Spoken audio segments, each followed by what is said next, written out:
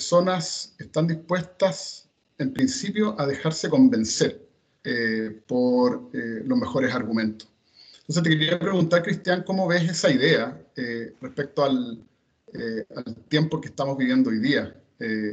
Si existe ese ánimo de razonabilidad, ¿cómo lo ves?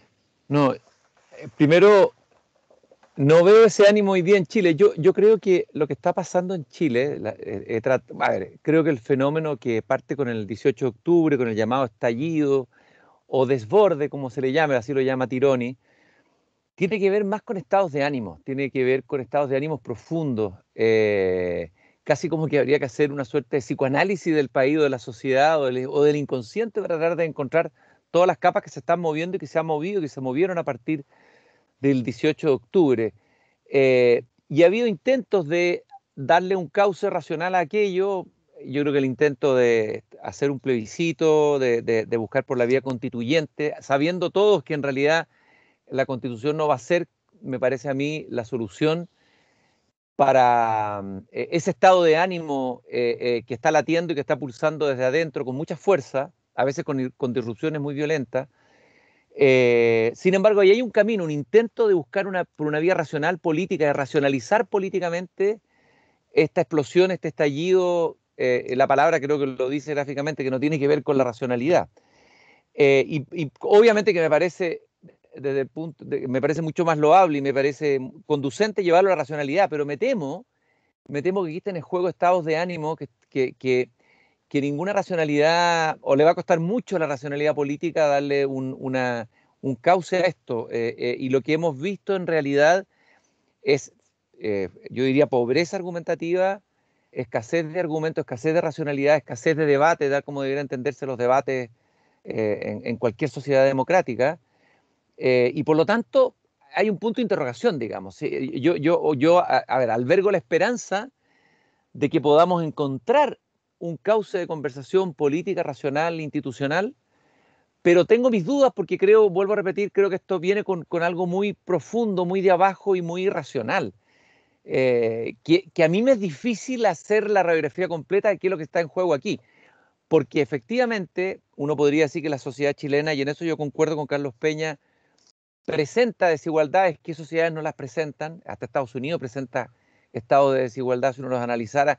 Hay temas pendientes, urgentes, que hay que cambiar, que hay que reformar, sistema de pensiones, etc. Todo eso es como la explicación posterior que hacemos a lo que ocurrió, para darle un sentido a aquello que ocurrió. Pero me parece que en esa multitud que se juntó en octubre en las calles de Santiago y en otras ciudades del país, la cantidad de demandas eran tan variopintas, tan variadas, tan distintas, que a mí me cuesta por lo menos encontrarle todavía una explicación unívoca. No sé si me entiende. Entonces, creo que la tarea de la racionalidad política, que es fundamental y que es fundamental para la democracia, es grande, inmensa, y ojalá que los actores que aparezcan en escena, sobre todo en el debate constitucional, sean personas que puedan darle un espesor a la discusión, que puedan llevar esto por ámbitos argumentativos y que no predomine las otras pulsiones irracionales, que no digo que sean malas o buenas, digo que son estados de ánimo que están ahí en la sociedad y que alguien tiene que hacerse cargo de eso. Rabia, algunas justificadas, otras no, ira, molestia, penas, enojos, montones de cosas acumuladas a través del tiempo, que nos han mostrado digamos, un país que ha sorprendido incluso a analistas internacionales de afuera, digamos, por cómo se ha manifestado esto, cómo ha explotado esto. Eso es lo primero que se me ocurre decirte, Cristóbal. Perfecto. Te quería preguntar respecto a algo así como algo así como una especie de nostalgia. No sé si sientes una especie de nostalgia respecto a lo que fue el antiguo plebiscito, ¿cierto? El plebiscito del 88, que había algo así como una sensación de comunidad, una sensación como histórica, una sensación que era muy vital, en que había figuras que muchas personas todavía sienten nostalgia de ellas, por ejemplo, que se menciona siempre Gabriel Valdés. Y te preguntar cuál es como tu estado de ánimo, digamos, respecto a esto, o sea, porque una épica Zoom es casi imposible, pero por así decir, llegó un momento muy importante, que es la decisión, ¿cierto?, de bueno, la Constitución, que uno puede incluso la Constitución entenderla en un sentido como subordinado a una pregunta mayor, política, que es qué tipo de sociedad queremos finalmente. ¿Te fijas? Algo así como la Constitución podría ser un medio para algo superior. Entonces, te quería preguntar respecto a eso. O sea, este momento mucha gente lo esperó, pero por esta contingencia de la pandemia, el estallido de violencia, la cosa nos tiene en una posición, por así decir, muy distinta, por ejemplo, al plebiscito del 88. ¿Cómo ves eso? Bueno, evidentemente que uno arrastra su propia nostalgia, lo que tiene que evitar es quedar, es inevitable uno tener nostalgia, quedar atrapado en esa nostalgia de tal manera que no permitas, que eso no te permita ver posibles nuevas épicas o posibles nuevas esperanzas en el mundo presente, que es un peligro que todos tenemos, evidentemente en nuestra biografía personal, pero también colectiva. Obviamente que para mi generación, el plebiscito del 88 está cargado de emociones, está cargado de épica, está cargado de una intensidad que marcó profundamente nuestras vidas, digamos. A mí por lo menos me marcó profundamente. Yo participé activamente como militante en la Universidad Católica, en un trabajo político de base, etc. Nos tocó vivir lo que era efectivamente una dictadura, y por lo tanto, obviamente que frente a una dictadura hay una épica que es capaz de movilizar una necesidad de libertad, una ansia de libertad que me parece a mí que es la ansia más profunda del ser humano, la más loable y la más importante de todas. Bueno, y efectivamente ahí se armó un relato, lo que se ha hablado tanto, se armó una narrativa, se armó una épica. Esto estuvo acompañado además de una franja televisiva que cumplió como nunca antes en la historia probablemente de Chile y probablemente del mundo, una experiencia única de cómo la televisión puede, tú hablar de Zoom, la falta de épica en Zoom, ahí había épica en la televisión misma. Yo recuerdo perfectamente el momento en que partió la franja, comparémoslas con las franjas de hoy día, que desde mi punto de vista han sido completamente irrelevantes en generar una épica o en generar ese sentimiento de comunidad. La comunidad, efectivamente, ahí hubo una comunidad, hubo un país que anhelaba encontrar una salida democrática, y además esto estaba sobre una pelea interna que se daba en la izquierda entre quienes eran escépticos, el Partido Comunista fundamentalmente, y creía que una vía insurreccionaria era el único camino posible para sacar al dictador, y entre quienes creíamos que había que arriesgar, había un riesgo, había obviamente una apuesta que era políticamente arriesgada, y que requería un coraje, requería una valentía de sus líderes, que yo creo que lo demostraron en esa hora. Hoy día, uno podría decir que hubo una épica en octubre, en las movilizaciones pacíficas, hubo una épica, hubo también un anhelo de comunidad, pero claro, este plebiscito desde el momento en que desarticula, digamos, ya no hay dos opciones tan claras, un sí, un no, el apruebo, el rechazo, el apruebo hoy día incluye desde una persona de izquierda a una persona derecha, un Longueira y Lavín, y eso está bien, probablemente eso es sano desde el punto de vista de la sociedad chilena y de la política, digamos, de que no tengamos esta polarización, sobre todo que veníamos de un estallido tan potente que ha la sociedad chilena. Entonces, claro, eso le quita épica, le quita, pero también yo pienso que una de las cosas que latía detrás del triunfo del no era lo que un teórico norteamericano llamó la pasión de lo posible. Es decir, tratar de buscar una salida política democrática viable, en vez de emborracharse con la posibilidad de una insurrección, de una revolución que estaba en un sector de la izquierda. Y yo sentí por primera vez la fuerza de la pasión de lo posible. Y tal vez hoy día también dependa de nosotros darle a este momento constitucional y a la discusión de los años que viene, darle también el rédito de la pasión por lo posible. No pensar que la política tiene que moverse solamente detrás de imposibles o de utopías radicales, porque a veces eso que parece tan lírico termina en tragedia.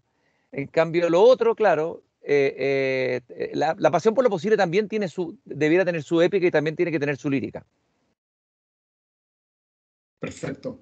En tus columnas, tus viejas columnas, por ejemplo, en The Clinic, ha tenido como un sello que ha sido, creo que decir todo por su nombre, incluso con nombres propios, nombres de empresarios, por ejemplo. Recuerdo una columna tuya muy crítica Bueno, ya en tu periódico El Mercurio, por ejemplo, del Costanera Center, donde ver el apellido Polman ahí era como muy sorprendente, digamos, en esa página. Y tú has estado como persistentemente preocupado por el país, algo así. Y en ese sentido has tenido una preocupación política. Es decir, el país en el que hemos estado viviendo, digamos, por la lectura que uno hace de todos esos textos, es un país que te parece que es como muy insuficiente. Y una de las dimensiones que a la que aludes, yo diría como intermitentemente, es de que el país necesita ser pensado. Y en ese sentido es interesante lo que está pasando ahora, digamos. Y tu punto es que el país debe ser pensado por quienes realmente han pensado el país. Y ahí tú pones la poesía. Entonces me gustaría si pudieras explicar esto te fijas, como un país que esté más parecido, que se parezca más a nuestro deseo, te fijas, pero el acceso, digamos, como al imaginarlo, tú ves que, digamos, los poetas han sido quienes han tomado, digamos, hay mucho material ahí que ha sido poco considerado. Mira, lo que yo creo que pasó, una de las dimensiones de lo que pasó, porque uno no puede tratar de explicar por una sola causal procesos sociales, políticos y culturales tan complejos. El proceso de modernización que va a vivir Chile, que tiene elementos tremendamente positivos, y eso yo creo que hay que ser, digamos, habría que ser muy mezquino para decir que esta modernización, que tiene grandes insuficiencias, no cabe duda de eso, también logra adelantos muy importantes, muy relevantes para la sociedad chilena, pero al mismo tiempo produce grietas y fracturas. Yo creo que lo que pasa ahí es que de alguna manera la política se invisibiliza o se debilita lo político, y en ese sentido la reflexión política, el pensamiento político, y lo económico pasa a ser el factor, como la dimensión más importante de la realidad. Uno veía durante mucho tiempo que los economistas eran como los sacerdotes de la tribu, los hechiceros, aquellos a los que se consultaba sobre todo, en todas partes, en los matinales, en las columnas, en los encuentros, en los seminarios. El economista era el que tenía la última palabra. Y a mí me parece que lo que pasó fue que, claro, un país con un desarrollo económico que iba aparentemente con muy buenos resultados hacia adelante, de pronto sufre este estancamiento, el decrecimiento, el crecimiento económico ya no es tan fuerte, se debilita, baja, las cifras son peores, y ahí empieza ya a aparecer grietas, contradicciones de la sociedad chilena, pero durante todos los años anteriores me da la impresión que se descuidó la política, se descuidó la política en sentido con P mayúscula, la política que es la que tiene que mediar entre los discursos de los expertos, ¿no?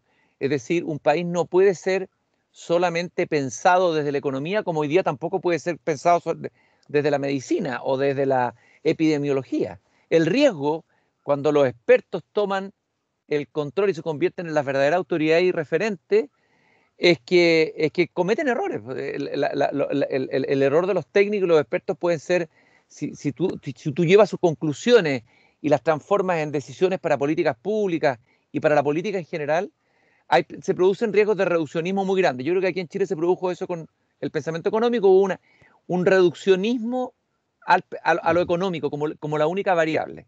Entonces, probablemente en muchas de mis columnas de varios años nate como la nostalgia un pensamiento. Ahora, yo creo que el pensamiento tiene distintas manifestaciones. El pensar se puede dar en la filosofía, hay un pensar en la política, que también es un pensar de ciencia política, podríamos llamarla así, pero el pensar no está solamente ahí, sino que también hay un pensar en la poesía, y es ahí donde tal vez en la poesía chilena yo siento que se ha dado el pensar más original de todo, o el que ha encarnado mejor en Chile. Eso no significa que la filosofía sea tremendamente importante y que tengamos filósofos notables, pensadores, pienso en una Carla Córdoba, en un Humberto Giannini, un Jorge Milla, pero son casi como, diría yo, excepciones, son casi milagros, diría yo, de un pensamiento filosófico que no logra arraigar tan fuertemente aquí, pero sí arraiga la poesía. Y yo creo que la poesía es el otro pensar de Occidente, es decir, poesía y filosofía hay que pensar que nacen juntos. en el albor de la filosofía griega, el primer texto filosófico es un poema, el poema de Parménides. Si uno analiza los fragmentos que deja Heráclito el Oscuro, son verdaderos versos, son relámpagos poéticos. O sea, poesía y filosofía parten juntas y en un momento se separan. Si yo voy a sintetizarlo para no dar la lata, la expulsión de los poetas de la República es un acto simbólico en el libro 10 de Platón que enfatiza ese momento, como la filosofía, la razón expulsa, deja en los arrabales de la ciudad a los poetas. Bueno, y entonces ahí empieza un caminar de la poesía que yo diría el pensar otro de Occidente. Tenemos otro pensar, la otra voz de la que hablaba Octavio Paz. Y en Chile tenemos una riqueza en eso increíble, impresionante. Y yo pienso que Neruda es un pensador. Residencia en la Tierra es nuestro ser y tiempo. Pienso que Gabriela Mistral es una pensadora también, en su prosa, en su poesía. Huidobro es un pensador de la modernidad. Nicanor Parra es un tremendo pensador. Enrique Lina es otro pensador. O sea, tenemos un pensamiento al que debiéramos acudir más a menudo o con el que debiéramos conversar más, porque eso le agregaría espesor a nuestra discusión. Y además pienso que la misma filosofía debiera conversar más con la filosofía. Ha habido momentos que ha ocurrido eso, pero creo que falta más diálogo entre filosofía y poesía en Chile, y pienso que ahí tenemos un manantial, tenemos un pozo, tenemos una fuente que valdría la pena consultar o conversar con ella. Perfecto. Cristian, y respecto a esto mismo, a entender a Parra como un pensador, a Lin como un pensador, eh, al Atelier, en fin, cuando tú los lees, no sé si podría hablarse de ideas, pero ¿qué, qué cosas hay ahí que tú consideras que deberían ser recuperadas, digamos, y pensadas? Es decir, eh, por ejemplo, el ecologismo de Parra, muy temprano, Uh ¿cierto? -huh. Eh, Estoy pensando, digamos, en un asunto respecto a la naturaleza misma, un pensar Chile como naturaleza, por ejemplo, en Canto General de Neruda.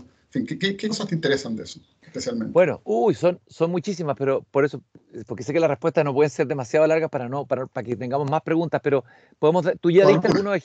tú diste algunos ejemplos que son bastante significativos. A ver, Neruda. Yo he estado releyendo harto Neruda, a pesar de que he sido más bien guidobrista durante mucho tiempo. He vuelto a leer a Neruda con una cierta mayor profundidad, con más tiempo. Le he dado más tiempo a la lectura de Neruda. Y me parece a mí que el libro clave, antes que Canto General, para mí el libro más sustantivo de Neruda es Residencia en la Tierra. Ahí es donde me parece a mí que Neruda despliega todo el coraje poético. Hölderlin dice que el valor básico del poema es el poeta del coraje. Hace un descenso, Neruda, a su psiquismo, a los fundamentos de la naturaleza, y logra llevar la palabra, logra llevar el lenguaje a zonas mudas de la realidad, como era la materia, cosa que ningún poeta europeo había hecho antes. Por eso que la poesía de Neruda, Residencia en la Tierra, produce un impacto tan grande entre los poetas españoles y en el pensamiento europeo. Un Amado Alonso que viene a hacer la entrevista a Neruda a tratar de dilucidar qué es lo que era esta voz que traía algo que la poesía europea no traía, y es que de alguna manera entramos en contacto ahí. Es como si el sujeto, el ser humano, se encontrara con la naturaleza compareciendo directamente ante él, sin mediación intelectual, sin la mediación de la ciencia que racionaliza ese encuentro y que intenta un dominio técnico sobre la naturaleza. La naturaleza irrumpe en el sujeto, fragmentándolo e incluso anulándolo en ciertos momentos. Eso es prodigioso. Hay un poema maravilloso de Neruda que es La entrada en la madera, cuando él hace este descenso por la madera, por el bosque, que el poema parte diciendo, con mi razón apenas, con mis dedos. Bueno, es un conocimiento sensorial, táctil, no racional, o prerracional, o protorracional. Bueno, ahí hay toda una originalidad en Neruda filosófica, diría yo, muy potente, así como, por eso te decía, para mí el ser y tiempo nuestro es Residencia en la Tierra. Es un texto tan importante filosóficamente como podría ser el ser y tiempo de Heidegger. El tema del tiempo también está ahí. Gabriela Mistral, en Gabriela Mistral está lo mismo, el contacto con lo material, son los místicos de la materia, Neruda y Mistral, pero también yo rescataría en ella su pensamiento de la pedagogía. creo que hay una poética de la pedagogía en Gabriela Mistral extremadamente original, y que tiene que ver con alguien que viene desde el lenguaje más oral que escrito. Ella venía de un habla oral del Elqui. Es una mujer que desconfía del lenguaje escrito, desconfía de la intelectualización o el excesivo intelectualismo de ciertos intelectuales chilenos e intelectuales europeos también. Incluso se resiste a entregar sus textos para que se los publiquen por escrito. Esa oralidad viva todavía en ella permite acceder a una concepción de la palabra viva. Ella va a decir, no coloquéis sobre la lengua viva de los niños la palabra muerta. Entonces, hay toda una mirada poética o un pensar poético de la pedagogía casi como acto poético, que me parece tremendamente original en Mistral. Tú citaste ahí la ecología en Parra. La ecología, yo diría un cierto taoísmo, pero yo diría más cercano al taoísmo más que de Lao Tse, de Chuang Tse, del discípulo más irónico de Lao Tse. Hay un momento taoísta en Parra que es tremendamente interesante, y hay mucho más. Enrique Lin es el poeta que va a llevar la palabra humana a ajustarse al abismo. Él va a decir, de la palabra poética que se ajuste al abismo sale un poco de oscura inteligencia. Es decir, esta palabra que desciende al abismo mismo, que entra en la zona de lo indecible, la zona muda de la que va a hablar él, y una palabra que además desconfía de sí misma. Es decir, una palabra que está permanentemente poniendo en cuestión al sujeto que habla y al lenguaje que habla, con una suerte de testigo. Es muy interesante lo que ocurre ahí en Lin, digamos. Es una lucidez extrema y a veces casi insoportable, pero que obliga a poner en duda las trampas que el propio yo y el propio lenguaje te colocan cuando tú estás hablando en poesía. Estamos dando solamente algunos ejemplos, pero hay muchos más, digamos. O sea, creo que hay muchas líneas de pensamiento muy original. Cuando uno habla de pensamiento en poesía, no significa que el poeta esté colocando poéticamente lo que había pensado antes un filósofo. Por ejemplo, Rilke es un pensador por sí mismo, al revés. Va a llegar Heidegger después a pensar con él, a buscar filones para su propia filosofía, pero el pensamiento de Rilke es pensamiento original, pensamiento poético, diría yo. Sí. Sí, te quería justamente preguntar por eso, Cristian, respecto a que, claro, no es que algo así como que un poeta tenga algunas ideas eh, y que así como las puede poner en prosa, con una columna de opinión, las puede volver un poema. Entonces, por tanto, elegiría algo así como un estilo, un género para transmitir una idea. No, no es eso, ¿cierto? Pensamiento poético.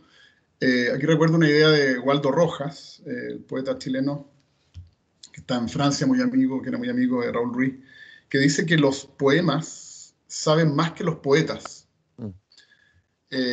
Algo así como en el poema ocurre, digamos, pensamiento, que el primer sorprendido podría ser eventualmente el poeta que escribió eso. Algo así como que algo, no sé cómo decirlo, se escribió a través de él, etc. Entonces te quería preguntar eso respecto a como la naturaleza del pensamiento poético. Sí, muy buena. Me encantó esa frase de Waldo Rojas, muy buena. Efectivamente, a veces hemos colocado a ver, con esta idea, esta inflación del yo desde el romanticismo, del poeta, a ver, Neruda, el yo, el yo, bueno, el yo de Huidobro también, son sujetos como deificados. Por eso que Parra después va a decir hay que bajar a los poetas del Olimpo, ¿no? Ese es un peligro porque tú colocas el centro en la persona del poeta, incluso empieza a investigar su vida, entra en la farándula, qué amantes tuvo, si tuvo hijos, si no tuvo. Eso da lo mismo. Lo importante es la poesía que pasó a través de ellos y que ocurre finalmente en el poema, que es donde se juega finalmente el poeta, digamos, no en las declaraciones que haga, en las amantes que tuvo, incluso su adscripción política. Eso casi no importa. Y efectivamente pareciera que la poesía se pensara sola, y ahí probablemente eso tiene que ver con la vinculación del poeta con el inconsciente. El poeta está vinculado con el inconsciente mucho más directamente, y ahí se arriesga. O sea, el riesgo de entrar en el inconsciente, de entrar en la zona oscura, de entrar en los abismos del alma humana, del psiquismo. Hay una cosa muy interesante que decía María Zambrano, que estudió lo que yo te decía en la primera pregunta que me hiciste, o en la segunda. ¿Cuándo se separan filosofía y poesía? Porque las dos parten, dice María Zambrano, del famoso Taumazein, del asombro. Lo primero fue el asombro griego, ¿no? Me asombro ante la existencia, me asombro ante la presencia de las cosas, etc. ¿Qué hace la filosofía? La filosofía va a tratar de ir, por lo menos en Occidente, detrás de la búsqueda de una unidad que sea capaz de ordenar la heterogeneidad de lo que es la existencia, de esta cosa que es la dispersión de la existencia. Y va a ir detrás de la verdad. Esa es la tarea de la filosofía en Occidente. La verdad, que después va, la verdad en Platón, pero después va a ser la historia en Hegel. Siempre va a haber esa unidad. En cambio, el poeta, dice María Zambrano, se dispersa entre las cosas. No quiere que todas las cosas entren en esa verdad o en esa unidad, sino que se detiene junto a cada cosa en su finitud. Y dice una cosa muy interesante también. El filósofo busca el todo y dice, el poeta no le teme a la nada. El poeta no le teme a la nada. Esa es la aventura poética. Y por último hay otra frase que dice un discípulo de Heidegger, pero no me acuerdo quién es, un francés, en una conversación que tuvo Heidegger, el filósofo, con el poeta René Char, poeta de Provenza, justo después de la guerra, y la idea era la siguiente: la poesía, la poesía ha pensado, la filosofía todavía no, decía este filósofo en el diálogo con Heidegger. O sea, que eso está implícito en ciertas ideas de Heidegger, que el pensar poético ha llegado a vislumbrar el ser mucho más que el pensar metafísico occidental. Entonces, efectivamente, en el poema mismo y más allá del poeta, aparece aquello que Platón le tenía tanto miedo, por eso expulsó a los poetas de la República. Lo irracional, la sombra, los estados coléricos, dionisíacos, todo aquello que irrumpe desde un sujeto roto. O sea, todos nosotros somos sujetos rotos. Esto lo ha mostrado el lacanismo. Lacan habla del sujeto roto. Somos rotos por algo, somos fisurados. Y la poesía entra en esa grieta. Entra en esa grieta. O sea, entra y hace hablar esa herida, esa grieta desde donde somos, todos los días, muchas veces sin darnos cuenta. La mayor parte de las cosas que hacemos, en realidad no las sabemos porque están en nuestro inconsciente. Y la poesía tiene un contacto privilegiado con la dimensión de la existencia. Por eso tú decías antes, Parra profetizó, o se adelantó un poco a la onda del ecologismo, claro, porque está conectado intuitivamente o prerracionalmente con aquello que estaba en el aire mucho antes que esto se articulara en una reflexión política, como es la ecología hoy día. Hölderlin decía que el poeta es como el pararrayos que recibe el rayo celeste, el rayo de los dioses, ¿ya? Y muchas veces ese pararrayo puede ser tan fuerte el impacto de ese rayo celeste, nosotros diríamos el inconsciente, que se quiebra, se rompe ese pararrayo, ¿no? Hay una frase más bonita de Hölderlin que él dice: el poeta avanza al descubierto frente a las tempestades del Dios y recibe el rayo celeste para devolvérselo al pueblo convertido en canción. O sea, el poeta avanza al descampado, avanza sin un sistema filosófico, no se adscribe a una religión, puede ser religioso él, pero su poesía no depende de eso, avanza al descampado ante la tempestad de la existencia, ¿no? Y claro, en ese avanzar puede caer en la locura. El caso de Hölderlin es emblemático, es frecuente en la historia de la poesía. Tenemos mártires en esa aventura, muchos mártires. Perfecto. Sí, una cosa que llama la atención respecto a algo así como el lugar de la poesía hoy día, y el lugar es, o sea, uno de los lugares más importantes, digamos, son los medios de comunicación. Uno ve que los poetas, no hasta demasiado, hasta hace muchos años atrás, los poetas tenían presencia en los medios de comunicación. Y porque tenían algo que decir. Y ahora, como con la vorágine de información, el modo de decir de un poeta, o sea, por un lado el poeta mismo y por otro lado su poesía, es un modo de decir que ya como que no calza con esta como fiebre, como histeria, digamos, de mensajes ultra concisos, pensamos en Twitter. ¿Te fijas? Entonces se volvió como un personaje medio opaco, donde de lo único que se habla, digamos, si es que se habla, sería sobre algún libro que publicó y algunas cosas técnicas de ese libro. Pero te fijas, pero los poetas, digamos, como personas que están, que son parte de alguna manera de la discusión pública, te fijas, por este modo que tienen de hablar, quedaron como un poco fuera de juego. ¿Cómo ves tú eso? A ver, aquí hay varias cosas implicadas. A ver, primero que hubo un tiempo en Chile mismo, en el siglo XX, en donde los poetas tomaban posturas políticas, por ejemplo, y entraban fuertemente en la arena política a opinar, ¿ah?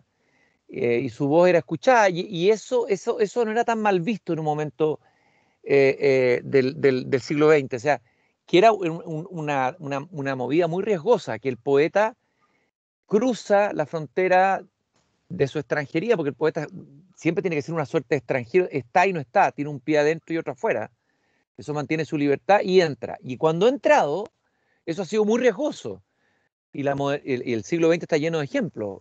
Tantos poetas rusos que abrazaron la revolución con fervor y terminaron siendo víctimas de la persecución de un régimen totalitario implacable, que prácticamente mató una cantidad de poetas o los mandó a los gulag como pocas veces se ha visto en la historia. Y bueno, ese es un ejemplo, pero pueden haber otros en otro tipo de dictadura. La cruzada del poeta cuando se mete en la política, que puede ser un gran aporte, el riesgo de mezclarse con el poder de nuevo. Es como echar atrás la expulsión de Platón. Y tal vez en la modernidad, justamente, el poeta ha establecido más bien un margen, una distancia, una sospecha frente al poder, que se ha ido agudizando cada vez más.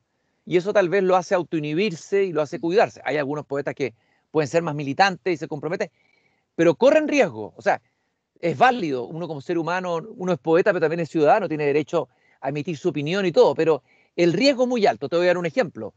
Raúl Zurita escribiéndole una oda a Ricardo Lago, a quien Ricardo Lago yo lo respeto y admiro como político, pero hoy día no sé si estará contento de haberle escrito. Neruda escribiéndole una oda a Stalin, ¿no? Obviamente que se arrepintió largamente, un poema a Gabriel González Videla, que fue el mismo que decretó la ilegalidad del Partido Comunista.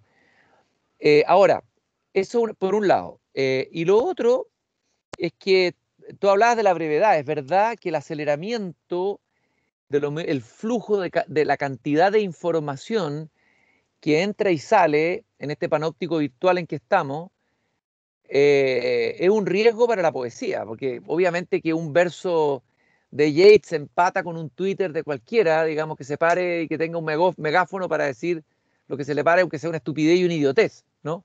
Entonces, claro, la poesía circulando en medio de una cantidad infinita de mensajes pierde su esplendor, pierde pero al mismo tiempo, tú hablabas de Twitter, yo no soy muy partidario de Twitter, ya no, prácticamente no uso redes sociales, pero justamente el lenguaje poético debiera ser el que mejor encajara en los medios de comunicación que usan pocas palabras, porque supone que la poesía es concentración, es síntesis, y sería el medio privilegiado para infiltrar o viralizar de poesía. Pero está en la majamama babélica de textos y sobre información que el riesgo de perderse ahí es muy grande. Y yo creo que la poesía, mi intuición, estos son carriles, a esta altura son carriles, para decirlo con todas sus letras, es que la poesía vuelva a la oralidad y tal vez busque espacios de transmisión que nos remitan a lo que fue antes de la palabra escrita. Y creo que pueden producirse como espacios alternativos de comunicación humana, de generar comunidad en torno a la palabra y a lo oral, alternativa a lo que está pasando en las redes sociales, donde además me parece, espero, que nos estamos empezando a dar cuenta y a tomar conciencia de que en realidad somos entes manipulables. O sea, nosotros ya no sé si somos usuarios o somos productos en el mundo del panóptico virtual. Y entonces hay que cuidar muy bien dónde la poesía debe ser emitida. Lamentablemente hoy día vivimos tiempos de confinamiento, pero yo me imagino que la poesía debiera volver a recitarse en las plazas, como ya estaba ocurriendo, en encuentros, en bares, en cafeterías, así como se hacían los cafés filosóficos, que el poeta vuelva a recitar, que vuelva a recuperar la potencia de la palabra hablada, dicha y compartida con otro, me parece que ese debiera ser el lugar de la poesía, o uno de los lugares posibles de la poesía hoy. Perfecto. Cristian, volviendo al asunto de la democracia, hay una, se tiene la misma impresión que bueno, se dice mucho que la democracia está amenazada, y la pregunta es como los tipos de amenazas que hay. Hay una amenaza que, diríamos, la violencia callejera, que es, creo que a nadie se le va a borrar nunca la imagen del incendio de la iglesia de la Veracruz, ¿cierto?, a mediados de noviembre, donde aparece algo, digamos, que está más allá de toda imaginación. ¿Mm?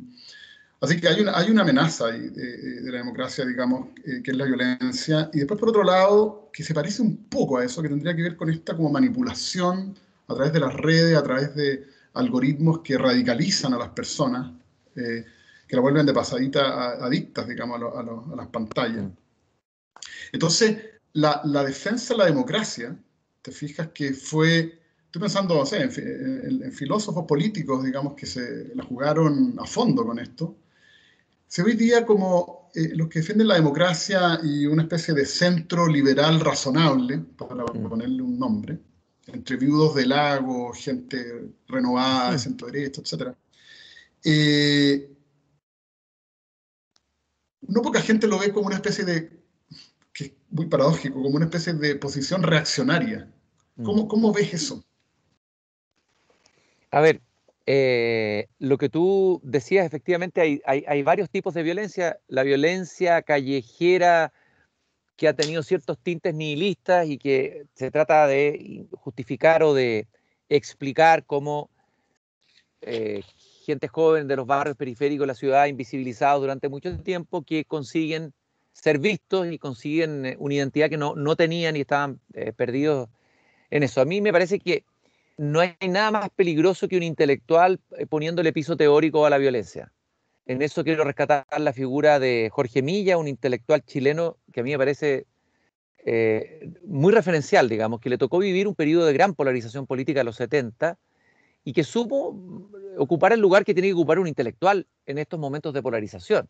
Quiero recordar que Jorge Milla, que era profesor en la Universidad de Chile, compañero de Parra en el INBA, era gran amigo de Nicanor Parra lo admiraba mucho, aunque eran muy distintos los dos. Jorge Millas tempranamente levantó la voz cuando las universidades se fueron convirtiendo en lugares de polarización, en lugares de sobreideologización, en el momento de todo el proceso de la reforma universitaria, de la que él no fue tan entusiasta. Fue realmente un poco reticente a ese proceso, que tuvo elementos muy positivos, evidentemente, pero que también después, aproximándonos al 73, las universidades se convirtieron en campos de batalla político y se fue desvirtuando el sentido del universitario, algo que está pasando hoy día de nuevo, peligrosamente desde mi punto de vista en la universidad. Es decir, bueno, y Jorge Millas levantó la voz, fue muy valiente y casi estuvo solo, diría yo, fue como una voz solitaria en medio de un griterío de energúmenos gritándose entre ellos, en medio de unas asambleas, bueno, etcétera, unas asambleas muy agitadas y muy... Tuvo incluso la valentía en un congreso en Concepción, de esos congresos que organizaba Gonzalo Rojas, donde vinían intelectuales de la talla de Vargas Llosa, Alejo Carpentier. Vargas Llosa en ese momento era de izquierda, no se había convertido al liberalismo. Y aparece todos hablando a favor de la Revolución Cubana, de las maravillas de la Revolución.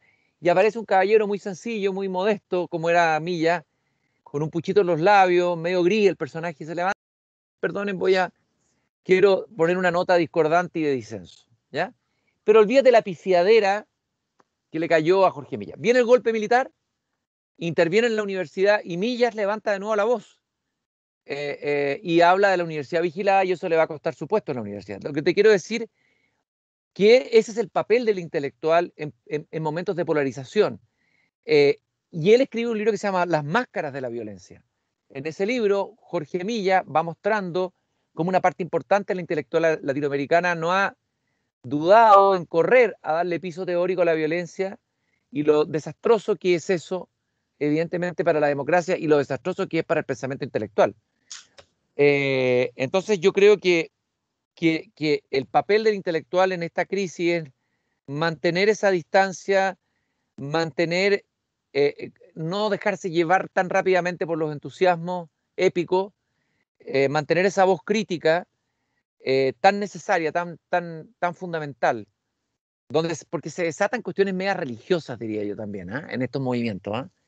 Hay como fanatismo que tiene más raíz religiosa que raíz política, diría yo. Yo creo que cuando la religión entra en la política, creo que es el desastre. Yo creo en la poesía, creo en lo místico, creo en lo espiritual, pero en una esfera distinta, no entrando en lo público. Creo que ahí el envenenamiento puede ser fatal, y creo que la historia lo ha demostrado. Entonces, por otro lado, de lo que tú decías, el peligro hoy en el mundo en el panóptico virtual, uso la imagen que usa Chul Han en su libro La sociedad de la transparencia, el peligro es que cada uno por un muro. Es muy fácil hoy día solo escuchar las opiniones de los que piensan igual a nosotros, y es muy raro el que se arriesgue a cruzar esa fosa que levantan las redes sociales para que tú no accedas al pensamiento del otro. Ahí me parece que hay un peligro inmenso, y la tarea de hoy de cualquiera de nosotros, si queremos ser ciudadanos críticos, libres, y sobre todo si aspiramos a interesarnos por lo intelectual, es a derribar esos muros y a saltar estos nuevos muros virtuales que son tan peligrosos como los muros físicos. Creo que esa es una tarea de las décadas que vienen, y quisiera terminar esto, y estoy un poco desordenado, remitiéndome a una conversación muy bonita que tuvo Sócrates con un discípulo joven que era Filebo. Me acuerdo de ese pasaje en que Filebo, con toda la soberbia del joven, va caminando con Sócrates por las calles de Atenas, o no sé, por algún barrio andaban, y Filebo dice, bueno, esta es mi verdad, y de esta verdad yo no me voy a mover de aquí, digamos. Estoy sintetizando. O sea, esta es mi verdad, yo creo en ella fervientemente. Bueno, Sócrates lo mira con una sonrisa irónica, distante, pero respetuosa también, y le dice, mira, Filebo, de aquí en adelante vamos a seguir caminando, vamos a seguir caminando juntos, para que la verdad, si es que aparece, se nos aparezca en este caminar y en este diálogo que vamos a hacer juntos. Ya, eso, bacán. Parece que alguien tiene abierto el micrófono. La idea que está ahí, que es una idea que va a tomar Nietzsche después, es que cuando Nietzsche dice la verdad se hace a dúo, ¿no? Y que me parece que es el corazón o la esencia de la democracia, ¿no? La filosofía se hizo dialogando, se hizo a dúo, y la democracia también se hizo en conversaciones. Entonces, yo creo que hoy día lo que hay que propiciar es una cultura de la conversación, una cultura del diálogo, una cultura en donde tengamos la posibilidad de encontrarnos a un otro que piense distinto a nosotros y que nos obligue incluso a mejorar nuestra argumentación, que nos obligue a mejorar nuestro propio razonamiento, ¿no? Y me temo que hoy día la tentación es a quedar encerrado en la comodidad, en el achanchamiento de escuchar a la propia tribu, que me parece por lo más aburrido. A mí siempre me ha aburrido. Mira, yo vengo del mundo de la izquierda, fui militante, yo me aburría cuando conversaba con la gente de izquierda, me empezaba a aburrir rápidamente, y yo me doy cuenta que en esas comidas con amigos de izquierda empiezo a tirar argumentos de derecha para provocar, porque ya me empezaba a dar la lata que todos pensaban. Y al revés, me paso a la comida de mi amigo de derecha y me pongo el más radical de izquierda. Me doy cuenta que me asfixio, y siempre me he asfixiado, a pesar de que fui militante, me asfixié mucho como militante, en los lugares donde nos escuchamos los mismos a nosotros mismos, digamos, y empezamos a convertirnos en una secta. El riesgo de la secta es tremendamente alto hoy día. Eso es, Cristóbal, más o menos. Estoy divagando en voz alta nomás. No, está bien, sí. El pensamiento tiene su propio movimiento. Sí. Preguntar, respecto a esta, podría decir, como disposición despejada al diálogo, ¿qué, digamos, no tanto intelectuales hoy, sino qué políticos te parecen interesantes que están por de pronto preocupados de esto, y que tú ves que están haciendo un aporte, digamos, de enriquecer la discusión, de volverla más, menos pasional, y que habría que ponerle ojo.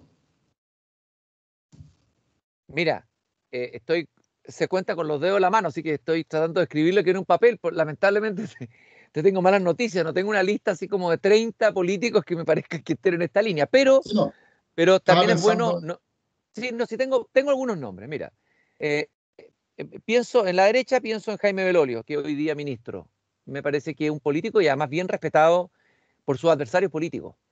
Es alguien que ha tenido el coraje también de salirse de la secta de su propio grupo, de la UDI, de pensar más allá con libertad, de abrir puentes, de generar diálogo. Me parece un tipo interesante, Jaime Belolio. En el Frente Amplio, Milosevic, el liberal que ha tratado de mantener, bien, le ha sido bien difícil, yo creo, un espacio liberal al interior de un conglomerado muy variopinto, donde la verdad es que caben desde militantes anarquistas o nostálgicos del viejo Partido Comunista hasta liberales. Eso es un poco el Frente Amplio hoy día, pero Milosevic hay un tipo que el que hay que ponerle ojo y me parece bastante respetable. También rescato a la figura de Javiera Parada, que ha logrado, a mí se me ha levantado mucho esa figura, digamos, al comienzo como que no estaba como en mi horizonte, pero ella está haciendo todo un trabajo de tender puentes, de generar instancias, incluso con los empresarios, de salir de los cercos cerrados y de generar conversaciones para pensar el Chile que viene. Rescataría esa figura como una figura joven. Eh, a ver, me tienes que ayudar, pero no sé si te ocurren otros nombres ahora. Se me ocurren esos. Fíjate que Gabriel Boric, con quien he tenido conversaciones en privado y hemos conversado harto, hay muchas apariciones públicas disruptivas de él y un poquito, digamos, infantiles o juveniles, se lo he dicho a él, así que no estoy siendo infidente, que no me han gustado derechamente, ¿ya? Sin embargo, creo que es un tipo interesante, un tipo que se atrevió a ir a firmar, por ejemplo, el acuerdo constitucional, sabiendo que lo iban a funar. Oye, y lo comenzaron a funar al día siguiente. Yo recuerdo que salió una imagen que me mandaban por WhatsApp que decía, la cara de Boric negoció con nuestros muertos. Ese era el nivel de funa que terminó con la funa que le hicieron en el Parque Forestal. Boric es un tipo interesante, en proceso de maduración política. Yo creo que les falta sufrir un poco a estos políticos un poco más. No han sufrido la pérdida de la democracia, por ejemplo. Es decir, sobre todo los políticos más jóvenes, no han vivido lo que es una dictadura. Yo creo que anhelan, yo creo que todos anhelamos tener esa época, tener una dictadura, pero no tienen una dictadura. Tenemos un gobierno que a muchos no nos gusta, digamos, a mí no me gusta Piñera, pero no es un dictador. Pero algunos lo convierten en dictador porque eso, claro, te levanta el espíritu épico, te da más sentido cuando te levantas en la mañana, pero, no, pero una cosa es vivir la democracia otra, con todos sus defectos y otra cosa es vivir realmente una dictadura. Yo creo que tal vez ese momento previo al 25 de noviembre, cuando se llega al acuerdo constitucional, se vivió una noche larga, no sé si se la exageró, en que parecía que el país podía acercarse a aquello que vivimos, la pérdida de la democracia de verdad en dictadura. Me parece que hay que esperar que sufran más. Yo creo que la gente con sufrimiento en el cuerpo, con mayores dolores, con fracasos políticos, puede dar a la larga mejor resultado que aquellos que la han tenido bastante fácil. Pienso en políticos que han llegado muy rápido al Parlamento, que hoy día ganan 8 millones de pesos, que hablan de la casta, pero son ellos la casta también, y que no han trabajado en ninguna otra cosa antes, digamos, que llegaron así directamente a la política y a ocupar cargos, pero que les falta sufrir derrotas, les falta administrar una ciudad, etcétera, etcétera, etcétera. Eso en lo político. Ahora, si tú me preguntas en el ámbito intelectual político, es curioso, pero coincido con algo que dijo Leonidas Montes en el Mercurio el domingo, que me parece que curioso lo que está pasando, que en la derecha joven están surgiendo pensadores o personas que están pensando la política, que me parece que tienen más profundidad que la que tiene la izquierda. Y que eso lo encuentro lamentable. Creo que la izquierda hoy día está muy empobrecida intelectualmente. Y tuvo antes momentos de reflexión. Yo creo que la izquierda ha tenido momentos, pero ese momento lo está teniendo hoy día un sector de una derecha, toda la gente que está en el IES, me parece súper interesante, Pablo Ortúzar, Mansuy, también Hugo Herrera, gente que se sale del dogma de los Chicago Boys, que se desprende de esa derecha economicista, y que comienza a pensar Chile desde la derecha, pero con otra mirada. Súper interesante eso. A eso he estado súper atento, los he entrevistado a varios de ellos. Creo que ahí hay un filón que me da mucha esperanza. Y ojalá en la izquierda pasara lo mismo, digamos. Que hubiera dentro de la izquierda intelectuales revisionistas, que discutieran los fundamentos de los dogmas, los resabios de las ideas hechas que nos han hecho tanto mal dentro de la propia izquierda, a la que yo me siento más cerca. Me parece que nos falta ahí un poco de pensamiento vivo. Sí. Sí, también hay algo como un olvido porque hay personas que tienen ya posiciones abiertamente muy poco democráticas, que consideran que la transición fue básicamente una especie de gran traición, tienen una opinión del lago realmente muy negativa. Eh, y claro, eso hay un olvido, hay una ceguera de lo difícil que fue todo eso. O sea, Por favor. lo que costó, digamos, recuperar la libertad de expresión. Y uno escucha, digamos, personas jóvenes que no tienen ningún problema en saltarse, digamos, la libertad de expresión, y digamos, esta democracia como una especie de, digamos, de obra de títeres. Eh, y eso, claro, es una visión muy poco histórica del esfuerzo que ha sido, digamos, recuperar la democracia y el valor supremo de ella, o uno de sus valores supremos, que es la libertad de expresión. Y ahí hay un asunto generacional que pasa por y que se entiende en un cierto punto, pero el argumento de que un asunto es generacional, eso no puede traducirse en algo así como una especie de chip libre para la ignorancia histórica. Sí, Entonces creo, claro, creo como tú, ¿verdad? Creo que muchas personas, digamos, esta como nueva derecha no neoliberal, por así decir, que ya no es como el brazo político del poder económico, que fue mucho tiempo, ¿cierto? Sí, claro. Y hay una especie claro, de un pensamiento y de un pensamiento histórico que en fondo es mucho más profundo. Y creo que claro, creo como tú, digamos, que es bastante asimétrico, digamos, en personas, digamos, jóvenes de la otra línea. Te quería, bueno, que estamos juntos en el Sí, tiempo. oye, pero, Te quería hacer una última pregunta. Cristóbal, pero es Sí, interesante lo que tú estás diciendo. Dos cosas cortitas que estoy de acuerdo, completamente de acuerdo contigo. A ver, primero que nada, cada generación, o sea, uno podrá transmitirle a la generación nueva lo que uno vivió, pero inevitablemente esa generación tiene que vivir lo que tiene que vivir, ¿ya? Uno trata de traspasarle como una lamparita. Hay una frase Celine que la cita Tironi por ahí en su libro El Desborde, si no me la acuerdo de memoria, porque dice que la lámpara de uno lleva su propia lámpara, pero esa lámpara no va a iluminar a todos de la misma manera porque las vivencias son distintas y cada generación tendrá que vivir sus caídas, sus abismos, eso es inevitable. Y probablemente también sus derrotas, como lo vivió una generación joven cuando vivió en carne propia la derrota del golpe militar. Pienso en un Óscar Guillermo Garretón, dirigente del MAPU, el tipo más buscado de Chile, junto con Carlos Altamirano, que tú hablas con él hoy y es un tipo, o sea, que levanta la voz diciendo, cuidado, esta democracia hay que cuidarla, es súper frágil, era ultrista. Pero a él le tocó el derrumbe, vivió el derrumbe por dentro. Y parece que lamentablemente, como en la vida personal de uno, que uno como padre le trata de traspasar al hijo lo que vivió, el joven va a tener que vivir su derrota, su abismo, etc. Y lo último, tú señalaste dos cosas que son muy importantes. Yo creo que el riesgo del presentismo, de no mirar esto en una perspectiva histórica y creer que tu presente es absoluto. Y yo creo que ahí hay una falencia, un vacío en la historia, en la formación de la historia de Chile, de la historia latinoamericana, de la historia contemporánea, que es letal. Por eso es que fue tan grave el hecho de querer disminuir las horas de historia en el currículum, ¿ya? Y lo otro es el moralismo, es decir, mirar el pasado con una visión moralista, no política y no histórica, es decir, oye, qué sé yo, desde la mirada del feminismo, por ejemplo, oye, los griegos, la democracia de los griegos, o de la mirada, no solamente del feminismo, la democracia de los griegos era incompleta porque tenían esclavos. Claro que sí, pero yo no puedo negar que eso es un elemento, un eslabón dentro de la historia de la democracia que terminará finalmente en la democracia liberal. Y en nuestra democracia ha ido incorporando nuevas libertades históricamente. Pero es fundamental haber pasado por ese eslabón griego, yo no lo puedo borrar, no lo puedo anular.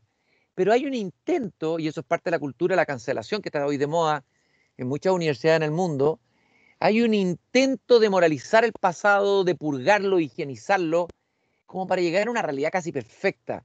Pero la realidad no es perfecta. La realidad tiene luces y sombras, lamentablemente. Hay un buenismo que yo creo que puede ser terriblemente peligroso porque puede llevar a un fanatismo. Y ese buenismo es lo que llamaba Hegel la falacia de las almas bellas, ¿no?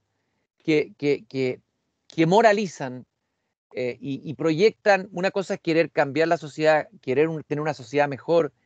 Hay que tener ideales, por supuesto, mejorar la sociedad, cambiarla, pero otra cosa es querer pensar que la realidad va a ser perfecta. Eso, y todos aquellos que han querido moldear la realidad desde lo perfecto hacia la utopía han terminado en catástrofe, en totalitarismo. Incluso yo pienso en el terror de una dictadura ecologista, por ejemplo. Un totalitarismo. Si hemos visto ahora cómo una epidemia, una pandemia nos quita libertades, que algunas son razonables, pero hay otras cosas que no son razonables y que no podemos discutir.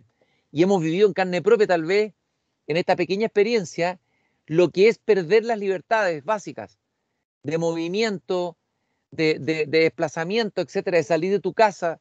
Imagínate tú una dictadura médica manejada por médicos que quieren llegar a la pureza, que no haya ni un virus. Yo me imagino eso para una distopía, para una novela. Un horror, ¿no?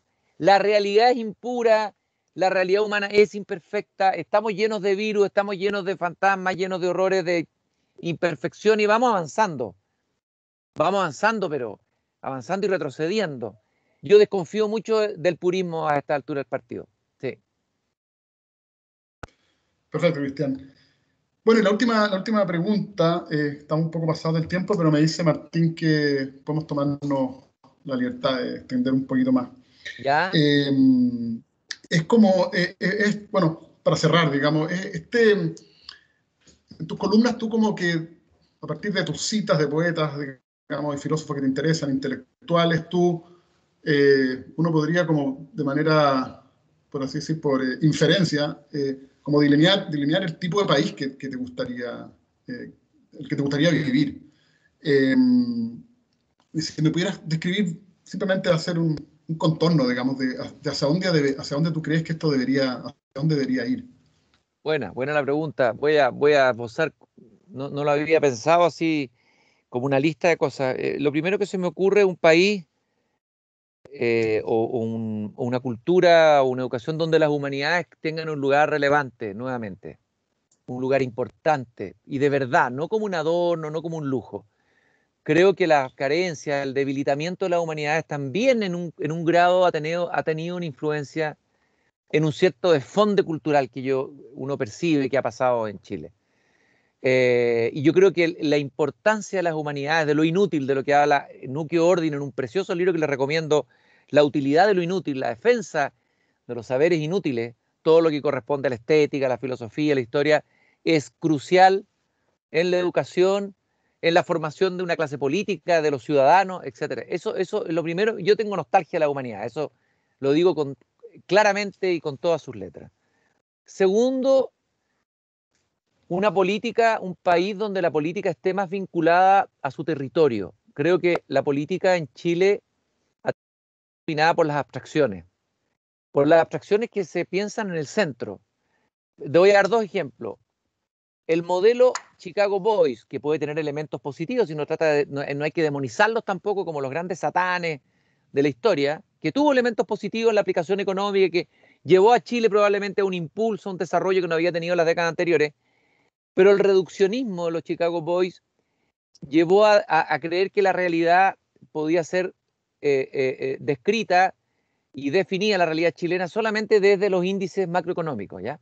O sea, se empobreció la realidad, se la describió desde un reduccionismo abstracto, la economía. Pero también en el otro extremo, un discurso sobreideologizado de la izquierda, un discurso marxista más trasnochado, más tradicional, también opera desde las abstracciones. Y yo creo que ha faltado una política más ligada al territorio, a la realidad territorial. Chile tiene una riqueza territorial y yo creo que el haber abandonado el territorio incluso, digo, el territorio dentro de la región metropolitana sería abandonar los barrios periféricos, descuidar la manera como hacemos la ciudad, el tema de la centralización. yo creo que eso ha sido un tema muy, muy, muy importante, el revincularse con la tierra. Eso que decía Gabriela Mistral, decía, en el principio era la tierra, nosotros somos un país geográfico, somos un país material, nuestros poetas cantan la materia, pero creemos que todo ocurre en el centro y estamos como, nos refugiamos en el centro, tal vez en el Valle Central, así partió la historia de Chile, pero hoy día tal vez tenemos que salir de ese encierro, tenemos que salir a explorar, a buscar el país en toda su riqueza. Me parece que esa es una tarea geopoética, por decirlo así, y política súper interesante para las próximas generaciones. Es lo que me gustaría a mí ver en los próximos tiempos. Perfecto, Cristian, muchas gracias. No, gracias a ti, Cristóbal, por tus interesantísimas preguntas. Y gracias a todos por escuchar. Esperamos no haber lateado, que es lo peor que puede pasar en una conversación así. Perfecto. No, Cristian y Cristóbal, de parte del Centro Alumno, les quiero dar nuestros más grandes agradecimientos por la charla. La verdad es que es muy interesante y creo que sirvió mucho para informar a los alumnos, para enseñar temas tan importantes como la filosofía, la poesía y la democracia. Así que darle nuestro más cordial agradecimiento de parte del Centro Alumno y pedirle a todos los alumnos que están presentes que si podrían responder la encuesta que acabo de enviar al chat. Así que eso. Bueno, yo Muchas saludo gracias, a todos. Bueno, yo entiendo que no hay espacio para las preguntas, ahí como que eché un poco de menos, pero más adelante, si hay preguntas, bueno, a lo mejor se pueden mandar y las podemos responder, porque habría sido interesante haber escuchado, pero agradezco Claro. mucho, primero agradezco la invitación que me hicieron ustedes, el haber confiado en mí como posible invitado a esta interesante iniciativa y agradecer a Cristóbal también la preparación de la entrevista, que me pareció muy buena, la miré con ojo de entrevistador y la evalúo excelentemente. Así que estuvo muy buenas las preguntas. Muchas gracias. Muchachos. Chao, Ya, chao. que estén muy bien. Chao, Chao, gracias. Aquí. Chao, muchas gracias. Muchas gracias, buenísimo. Chao, chao. Chao, muchas gracias. Felicitaciones al Centro Alumno.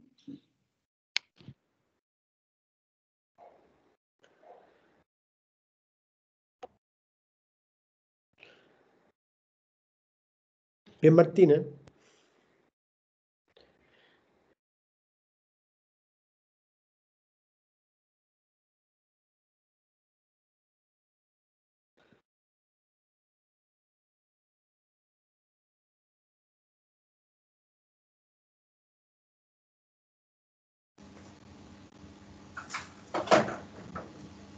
Se me dio pega esta mierda.